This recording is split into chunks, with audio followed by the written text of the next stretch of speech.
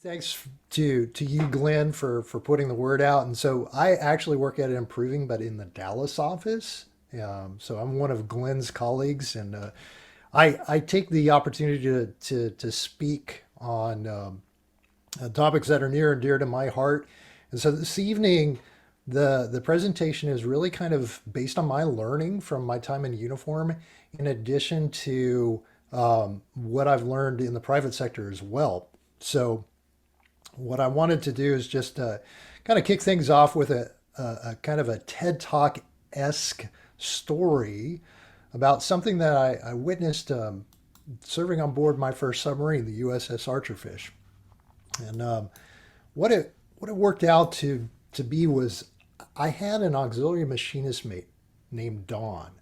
And Don was an incredible mechanic and fabricator, a guy who could solve just about any problem with a mechanical system. On one occasion, he actually designed and milled a seawater fitting for the engine room as a replacement part was not available in the supply system. And we were deployed into the Mediterranean and supporting special missions at the time. And we just couldn't wait for the local team on board the submarine tender to take and make us a new fitting. He was so good that by the time he left the Archerfish, he had actually earned 3 Navy Achievement Medals and was promoted to Chief Petty Officer in the process. Don was just a hero at the right time, pretty much a one-man show, and he was doing it all and getting the bulk of the credit for the solutions.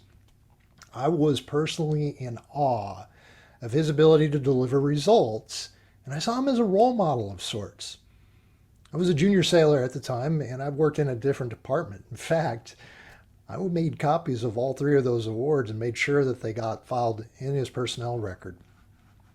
There was a problem, and I didn't realize it at the time, but I recognized it years later. Now, don't get me wrong when I say there was a problem. Don, I compared Don's way of saving the day to others who approached similar situations just a bit differently. And I realized there is a difference between being a hero and showing how to be a hero who builds team trust and raises everyone's performance around them. I wanted to thank you for joining this evening's uh, user group talk. And, the title is Sorry, I Can't Hear You Over My Own Awesomeness, How Being a Hero Erodes Trust. And I do want to ask the question, do you or your teams struggle with 1 or 2 people who are heroes? And it's kind of an open question. And, I'm more than happy to get some answers. And Glenn, if there's some feedback in the chat, let me know. You know, so, Yep, will do. all right. So if you do have 1 or 2 heroes on your teams, this session is really for you. And it's designed to give you insights that may help you realign the team and the heroes to achieve better results. From my early days in the Navy, I embraced precision, following the 3 Ps: policy, process, and procedure. And they gave me outstanding results. In the military, heroes are valued for their selfless actions towards the successful goal and mission accomplishment, which is due to an intimate knowledge and understanding of the 3 Ps and how they work together to support success. And once I left the military, I developed and applied processes to earn college degrees and to pass many certifications.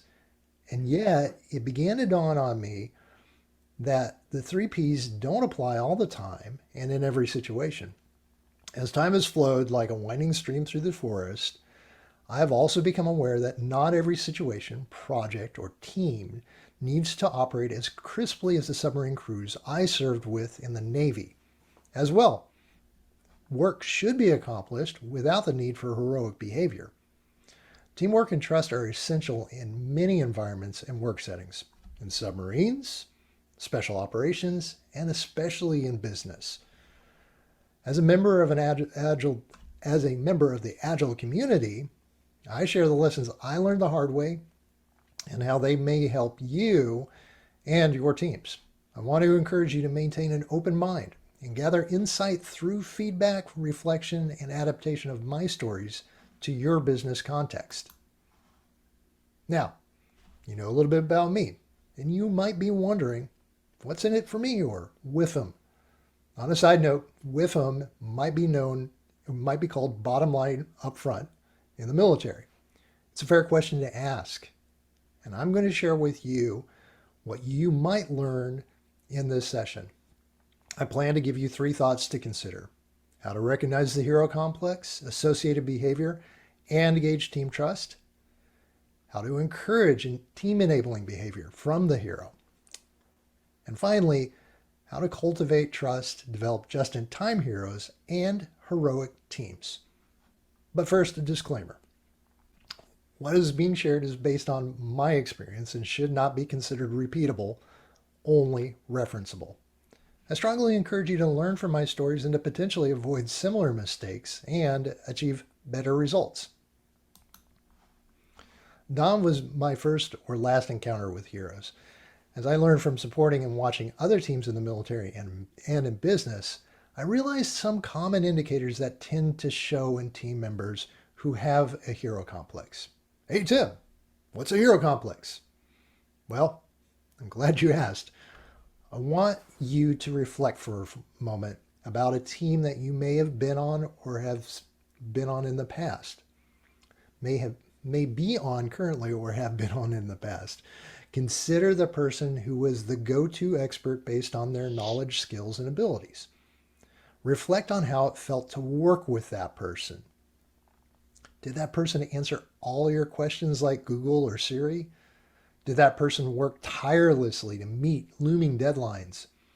Did that person step into the midst of a crisis or chaos and bring order to the situation, ultimately saving the day? Did that person share their experience, teach other team members, coach the team to be better and more capable? With those reflections in mind, indicators of a hero complex might be one of the following: a team member who is committed to the team and yet, or a team member who is not committed to the team and yet is able to deliver amazing results while grumbling about the work the entire time. A team member who... Tim? Yeah. We got a quick question to define Sure. DDT versus TED.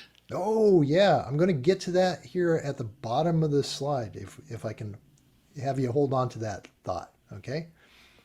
So, a team member who shows up and has at just the right moment to complete the task at the razor's edge towards the 11th hour of the time box and gets cheered for saving the day while not showing up to complete the work ahead of schedule. There are more behavior warning lights than this, and these two are just the most common behaviors I've seen. The following is possibly the worst case example of the hero complex as played out. There might be a team member who creates a problem, recognizes the problem quickly, and then works tirelessly to solve the problem. This happens while blaming the team for not catching the risk before it became an issue. No, seriously, I'm sure somebody is shocked by this, but there are actually people who hopefully and unintentionally create problems that only they can solve and then complain about how they're always putting out fires. It's worth noting that the hero complex can show up in subtle, less impactful, and less extreme ways. At times, the hero complex can be tough to spot. It might be a casual comment, maybe with a smile and a gentle head shake, and the willingness to jump into the mix with a quick fix. The hero might write down most of the steps to perform complicated work, but accidentally or forgetfully leave 1 or 2 pieces of critical information out. The hero might run through training or work examples so quickly in real time that there should be a pause button that the team can push when the information is flowing too fast. These are just a few examples of how the hero complex can be disguised as genuine helpfulness and teamwork. These actions can lead to a sense of learned helplessness, where the team is quite dependent on the hero to get the toughest work done. So I'm going to take and skip to the bottom to answer that question before I share one of the next things that I experienced in this. To answer that question around the DDT, the triangles on the slide illustrate two concepts most of us are aware in our personal and professional lives. The left side triangle is the DDT or dreaded drama triangle, and the right side triangle is the empowerment dynamic triangle or TED triangle. Author David Emerald wrote about both triangles in his book, The Power of TED, the Empowerment Dynamic. A team goal should be to move from the dreaded drama triangle, which breaks down team trust, and move towards the empowerment dynamic triangle, which begins to rebuild and restore team trust. And the example that I'm going to share with you is actually something that came out of a situation that I was involved with personally. And it's on that topic of learned helplessness. And when I was in the Navy on my last deployment, our team received orders to a new mission, and I decided to figure out what the mission was and which command we were supporting in Afghanistan and how to get us from Kuwait to Bagram or Kabul or Kandahar or some other place where we were needed. I used my network to get information, to get in contact with the receiving command, and arrange our flights. There was a problem with this approach, and I did it without much involvement from the team, and boy, was that a huge mistake. I should have asked for help and kept as many people in the loop as were interested in knowing what was going on. I failed to notice that while I was task focused towards achieving results, the team was information starved and sitting on the sidelines waiting to get in the game. In retrospect, I should have asked everyone for their assistance and asked each person to work on the problems they felt most comfortable with handling while enabling communication between team members to grow and sustain trust among us. I made the team dependent on me to solve the problems around our mission change. I acted without providing concrete, actionable details around how we might pivot while gaining the team's agreement, alignment, and support. This lesson was learned the hard way about being a hero and damaging trust while exercising leadership behavior. And by the way, leadership is an emergent behavior that anyone on the team can demonstrate. And in self-organizing and self-managing teams, demonstrating leadership can lead to team agility and increased trust if everyone is invested in achieving the outcomes the team and the organization desire. One of my former IBM colleagues, Mo, says it something like this: we agree and commit, or we disagree and commit. Either way, we need to commit and act. So the aspect of gauging team trust sometimes is reliant on signals that may be plain to see and hear, or that may be subtle. Like the team doesn't really want to work with the hero, or the team is resigned to accepting the hero's behavior, or worse, the team works against the hero and the organization's goals. The distrust indicators might not be enough to take and break trust completely all at once, but the hero behavior can erode it slowly over time. Weak signals are harder to detect as the hero may not have any desire for recognition or to be in the spotlight, just the drive to step in and try and avoid failure, while not learning from the experience. Some team signs might be being absent more than usual to meetings or to work, being disengaged in conversations or meetings, avoiding conversations altogether, and avoiding other team members beyond the hero. This behavior may not lead to explicit action or feedback from the team, and it may require delicate probing on an individual team member basis. The team's response to the behavior and the way the team reacts or approaches the hero leading into, during, and after the response may shed some light on the trust dynamic. I want to note that with agile teams, trust breakdown might be easier or more difficult to surface. Most agile teams seek positive intent from each other, and the hero complex may not be immediately apparent within the team. If team health trends negatively, either blatantly or subtly, it might be an indicator that a hero is working hard to save the day without understanding the potential damage to team trust. Now, on to my next thought. Personally, my toughest learning has come from failure, and I think most of us would agree with that. And from working so hard to trying to make it happen that I could not hear my teammates over my own awesomeness. I strive for excellence and precision in my work.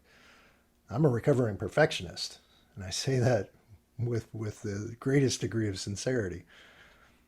And on occasion, I've pushed myself and others to the points where have caused me to make bad choices and experience lifetime regrets. One of my mentors, Tim, who's also a retired Navy SEAL, said to me that I had the heart to be on the teams, but my body could not take the physical punishment. That's pretty high praise for a guy like me who's not very athletic, has a bit of eye challenges, and could not type fast enough at one point to be a Navy journalist.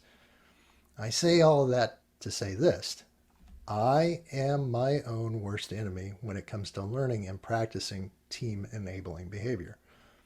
Some of the best coaching advice I received from one of my great friends, Byron, who I met while working for Carnival Cruise Lines in Miami, was this.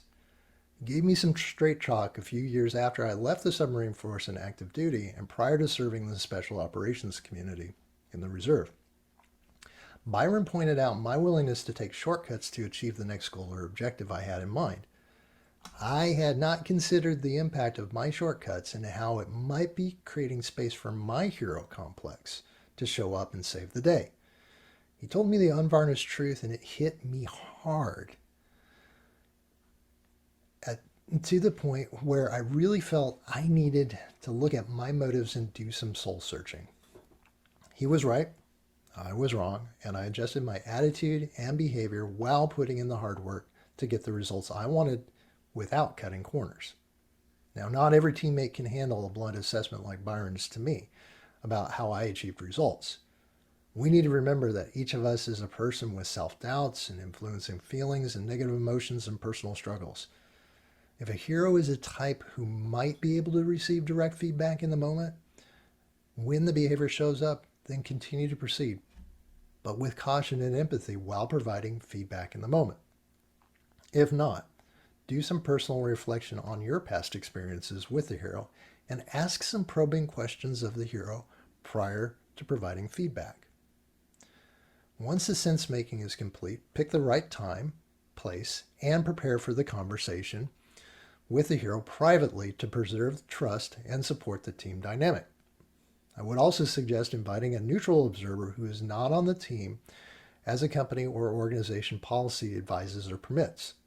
Without sense making to figure out where the hero is in their own head, you might make matters worse rather than making them better. As well, talk through what team enabling behavior looks like with the hero if time permits. Don't overwhelm the conversation with detail, as feedback is processed at different speeds for different people, and it might be advisable to separate the conversation on feedback and team enabling behavior if the hero becomes defensive. This will allow the hero to reflect on the information being presented before proceeding to the next steps of changing behavior.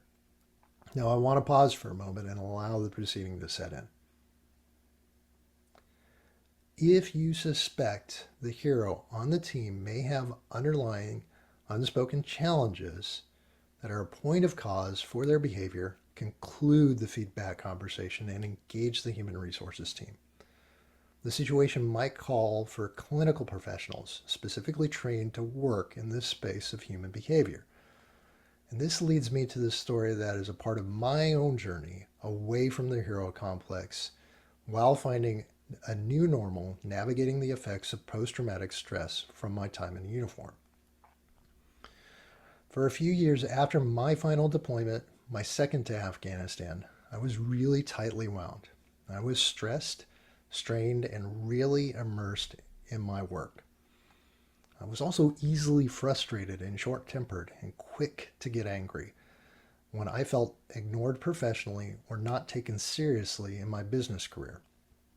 I was torn by how I could be respected while I was performing my reserve military duties and be disregarded back in my real job.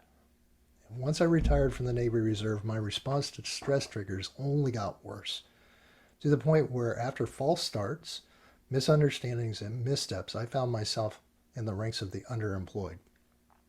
I had to take a hard look at my actions, behavior, and results to figure out how I had ended up in that situation. I discovered that I needed to heal help from post-traumatic stress. I wasn't a hero to anyone. I could not pull miracles off anymore. And I had reached the end of my road in my search for validation after my time in uniform. Today, I work through my hurt, my healing, and to find what normal looks like for me each day. I needed to see my work and the world and the teams I supported differently as I came to terms with my own needs and weaknesses. Now, maybe your hero is not suffering from a large personal or professional setback. Maybe it's rooted in childhood bullying, organizational dysfunction, or just a temperament challenge. Teams can learn to work with their hero and help their hero through the causes of hero behavior. Now, exercise caution, as organizational culture may be enabling and reinforcing the hero complex, wittingly or unwittingly.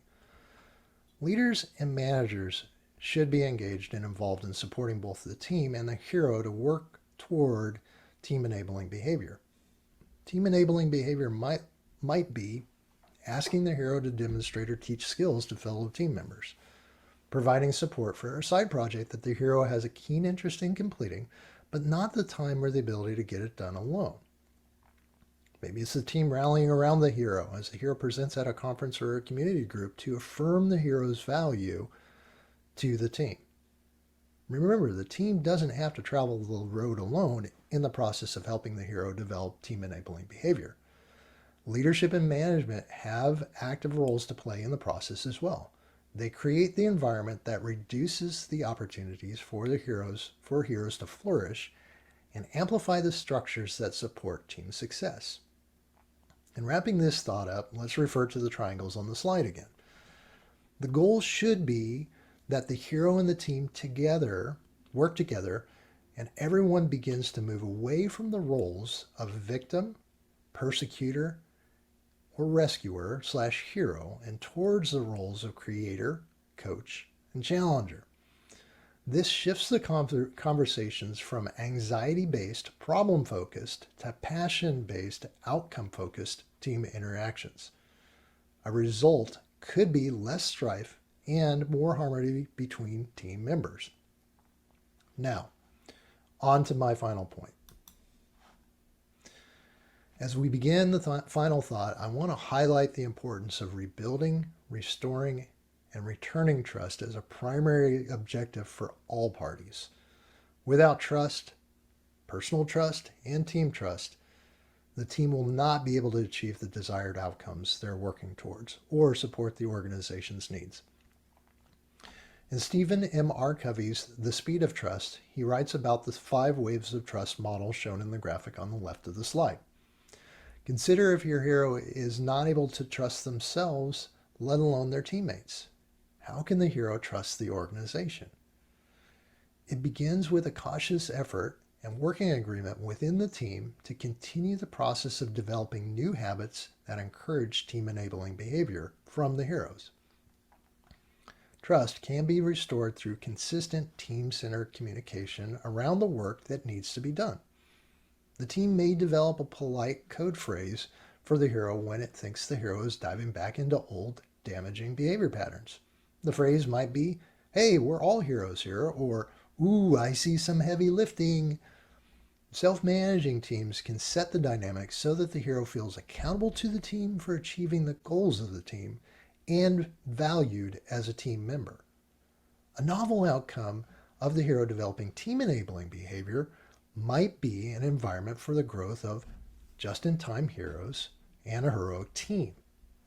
Imagine a team developing a complicated algorithm and the hero coaching 2 or 3 capable and smart team members. Maybe the resulting algorithm is so simple, well crafted, and easy to use, it becomes a company standard for other teams to follow in their own development work. Maybe it's a product co-designed and co-developed by the team that connects deeply with the customers and drives revenues to new levels for everyone's benefit. It could be that it is troubleshooting an outage together that restores service to thousands of customers while preserving the organization's reputation, all because the hero replicated their own key skills and abilities in others who became just-in-time heroes themselves. These scenario types are a business dream. I can share with you that I have seen it happen in the Navy. I had an outstanding intelligence analyst who was a hero. Mel could pull a thread and find supporting intelligence for her theories like no other analyst I had worked with professionally. Her work was excellent and rock solid, but she needed coaching on her teamwork skills. We worked as a team to help her past her personal challenges and to position her for success. She began training fellow analysts to become just as capable as she was. In her weak areas, the other teammates became the just-in-time heroes the unit needed to support operations. To illustrate the concept of just-in-time hero, I'm going to refer to the power of TED. David Emerald writes, first described by Dr. Stephen Cartman in the late 1960s, the drama triangle roles of victim, the primary role, and persecutor, which the victim blames for their suffering, and rescuer, who steps in to try and take away the victim's suffering. Their interplay vividly describes the most common strategies human beings use to manage their fear and anxiety. Renamed the dreaded drama triangle, DDT, in the power of TED, the DDT aptly describes the toxic nature of these roles. People shift in and out of all 3 roles in the dreaded drama triangle. All 3 of the roles have their roots in a problem orientation and focus on what they don't want and don't like.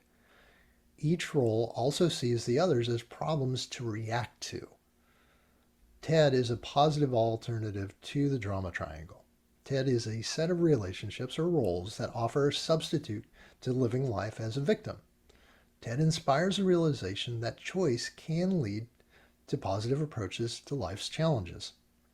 Reconnecting to our dreams, our desires, and taking action towards these outcomes requires a shift in mindset for most people.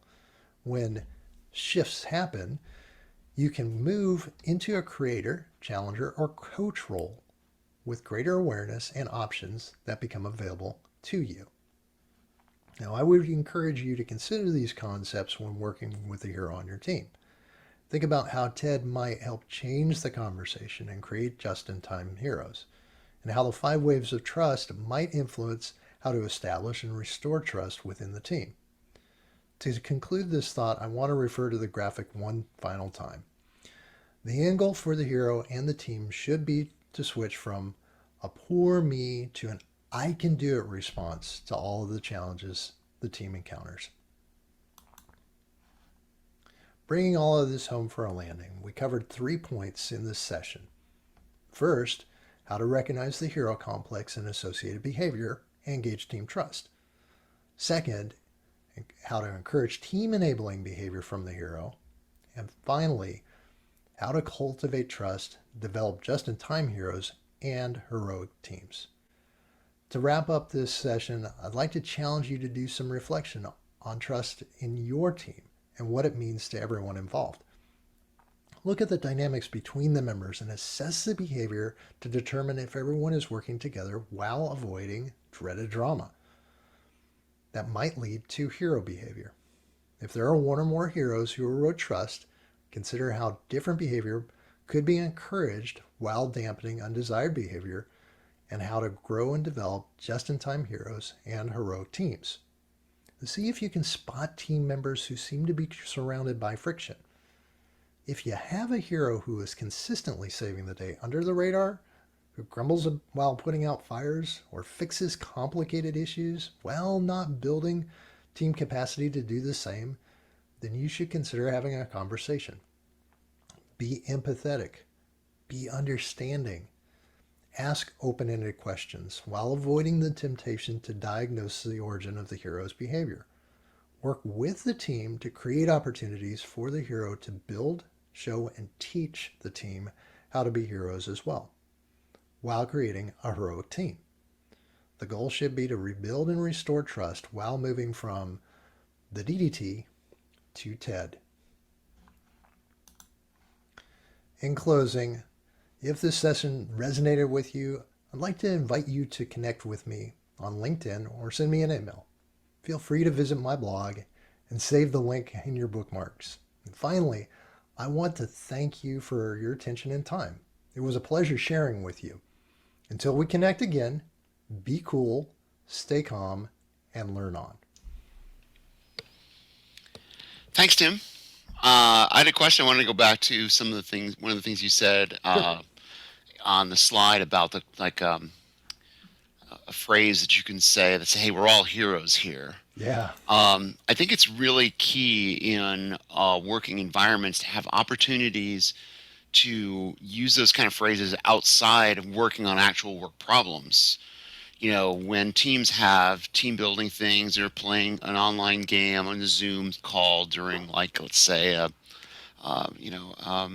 Scrum retrospective or something, a sprint retrospective, right? Those are the things that kind of loosen the gears, so folks aren't always just thinking about other people as cogs in the machine trying to advance the program, the programming through the company. So I think it's really valuable, and that's a cool way to sort of maybe introduce some of those phrases, is in that non-threatening way of, hey, this is not a work thing, so you know, reel it back in, dude, or whatever you wanted to say. Yep. Have you run into any situations where those phrases have been sort of easier for people to incorporate into their work dynamic because they were able to do it in a more casual environment on the team? Yeah, it typically happens, in the more focused meetings, Yeah. where I've found that people, especially if it's like outside of the daily scrum or outside of sprint planning, they're trying to solution in the Mm, middle of the moment. And rather than thinking about options and rather than thinking about, the question of what if we, you know, did this or considered this, you know, there's that lock. And in that moment of focus, there some people just forget about the other people around them, and it's like, yeah. whoa, Yeah. hold on, I see some heavy lifting here, and to your point, because it just gently nudges the person who's going through the motions, because some people like to ideate verbally, other Hmm. people like to go to the whiteboard and start drawing stuff out. um, you know it that quick moment of clarity, to pull the person's attention back into the team. It's like, oh yeah, you know what? You're right. I was totally in my own head at that point.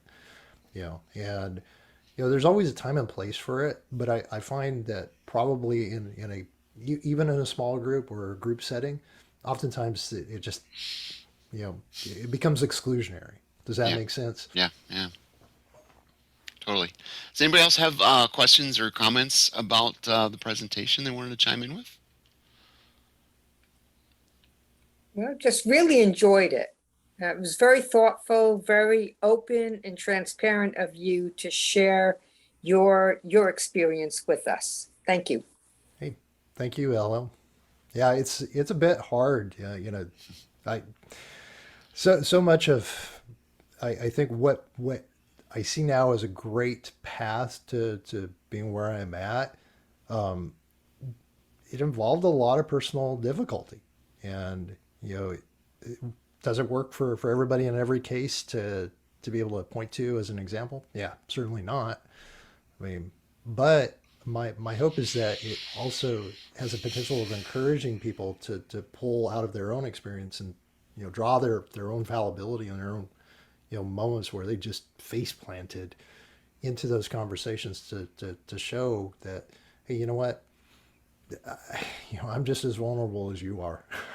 you know and believe me, I feel like these lessons, especially for us in the Agile community and Scrum practitioners, are really key because I get the feeling at times where people are looking up to me as a Scrum Master, as an Agile coach, and I'm going, yeah, I no, I'm not, I am not that guy. Do not put me on a pedestal. And Hmm.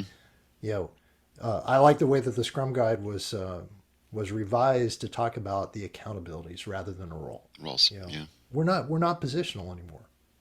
Anybody can fill and execute on those accountabilities, and so that levels the playing field once again and puts us in that peer-to-peer relationship where the only thing that makes any one of us is different is how we connect relationally and how much influence we can positively exert on the people around us and more broadly the team.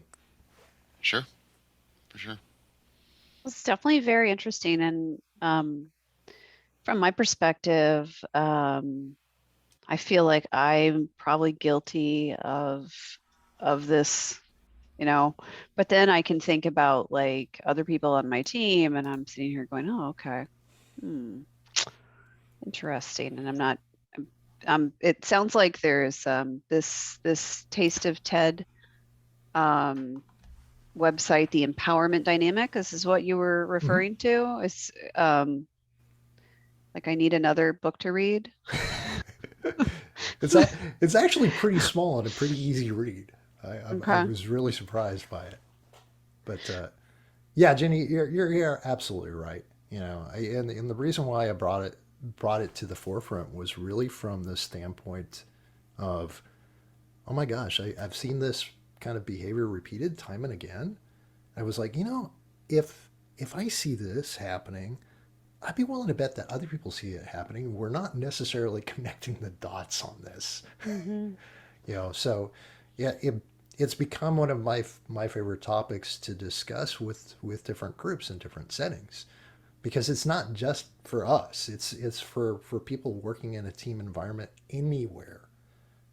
We just happen to be, I think, better equipped and a little bit more aware, self-aware, because it's like, yeah, as a practitioner in the space, we should be listening a lot more than we're talking. Mm. And in that, we're listening not to respond, but we're listening to understand. And so some of this stuff, if we think about it from a psychological perspective, some of this stuff is just it is easy to miss, and it is a telltale sign of one of probably several that you know kind of like Sherlock Holmes, the clues will add up.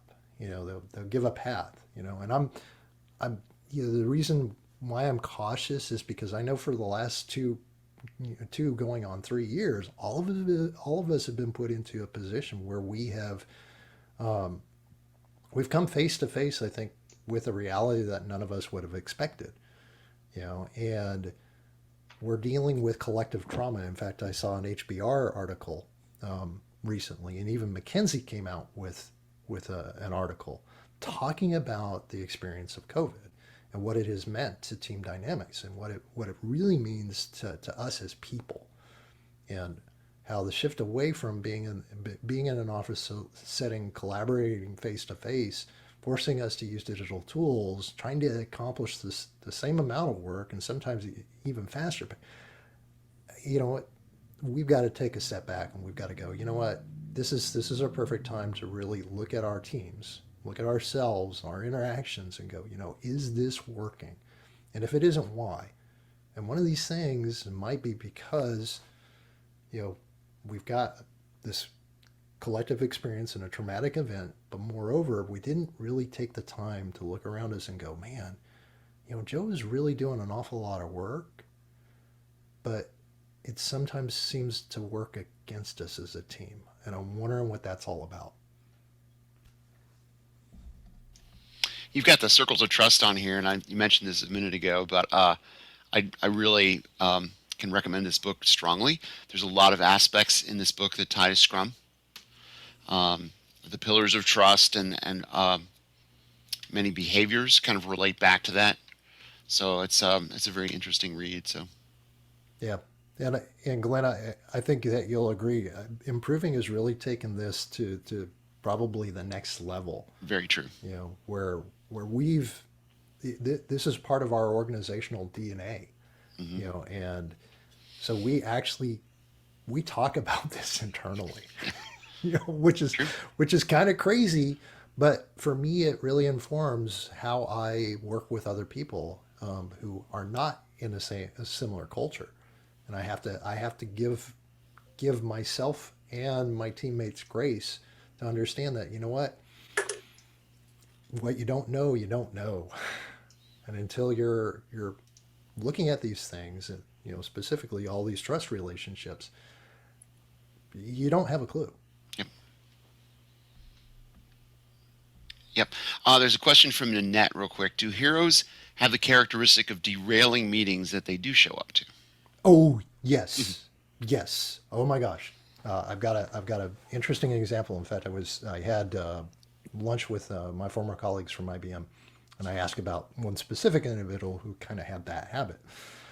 And you know, I for me, the way I handled it, because it was a consistent behavior, I asked a couple of senior engineers. I said, hey, you know, so and so is really I can't even step into the room without you know without being on edge from the start. You know, whether I was attending meeting or the host of the meeting, I said, I'm just going to share with you that um, what's going on in my head is all the same responses that I developed to be able to successfully make it through my deployments to Afghanistan. And for all of us, I need you to step in and and and try to curb that behavior.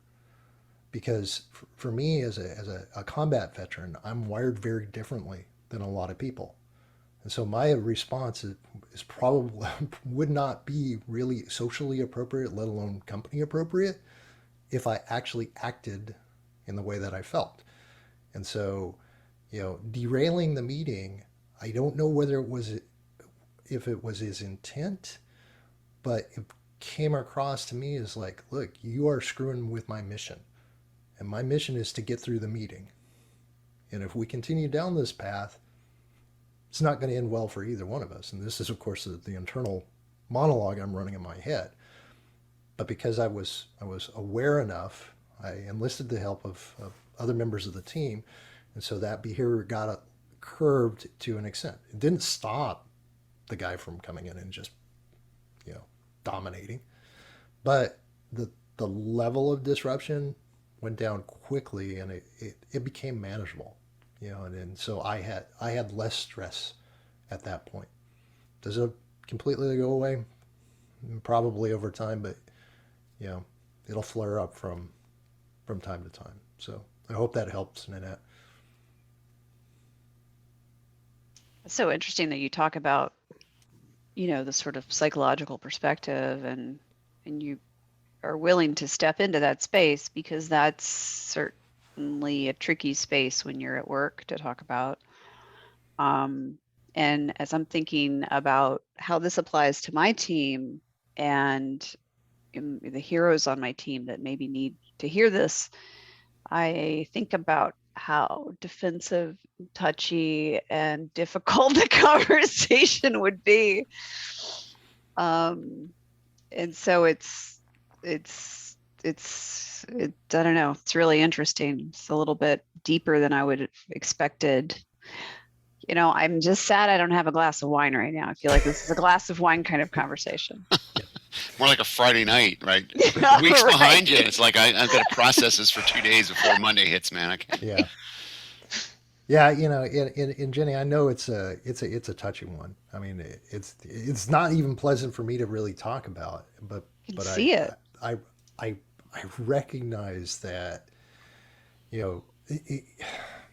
From my time as a leader in uniform to being a manager and a senior manager at Verizon, nothing changed. The only thing that changed was my willingness to try and momentarily take myself out of the role, out of the position, and see the other person as a human being, and go, you know what? I've got no clue as to what's going on in your life, but I want to know. I had one guy who worked for me, and I just said, hey man, let's go take a walk. And so we went and grabbed coffee in one of the break rooms, and I said, this is just two guys having a conversation. I just need to know what's going on. And come to find out, the guy was going through a divorce, which had been impacting his ability to focus at work. And had I not just said, I'm not the boss. We're just guys. I just want to have a conversation to see if I can help you. I would have been oblivious, and I would have been writing him up, and and putting him on a performance improvement plan. It would have been awful for both of us. But I recognize that in my fallibility, I would hope that somebody would come to me at a moment when they saw me really screwing things up and offer me the same sort of helping hand. And thankfully my friend Byron saw that behavior years ago in me, and he started steering me in the right direction. you know and it is not easy. For me, this is a day-to-day discipline because I'm an introvert. I get wrapped up in my own head, and you know it I I just have to force myself to go, is this me, or is there something more here? And sometimes my spidey senses act good, other times it's not. Mm-hmm. And I wish there was a magic formula or a recipe that I could give everybody to follow. And my simple answer is that I've been given 2 ears and one mouth, which means that I shall probably be listening twice as much Twice as as I'm much. talking. Mm-hmm. And we have 2 headphones and 1 microphone on the headset, so same thing. That's just to block out all the other people in our house, Glenn. Oh, I that's know. true. Cool. Any other thoughts on tonight's presentation from folks? It was a good one. We really appreciate you sharing, Tim. Yeah, it's a pleasure, Glenn. Anything for a fellow improver. There you go.